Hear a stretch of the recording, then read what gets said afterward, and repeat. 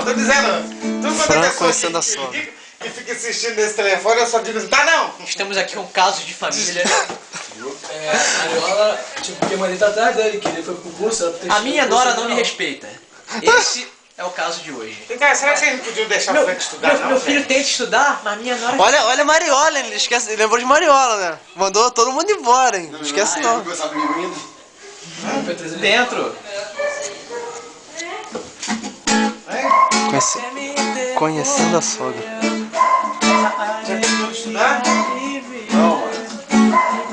Não, mas se a gente estivesse aqui, ele ia estar estudando, porque ele ia pra casa, ele não tá estudando do mesmo jeito. Mãe, você lembra que você aprende história, né? Não tá. Tem história de vida. Vocês estão estudando, não? Que porra é essa? Viu que filme, rapaz? Dá pra sair? Maneiro. Dá pra dar licença? Ih, que grosso! Dá tchau pra câmera. Não. Não vai dar tchau, vou botar no YouTube. Quer dar tchau, dá tchau, dá tchau. Volta. Tem um monte de Frank, muito bom. Olha os lugares todos aí. Presta atenção.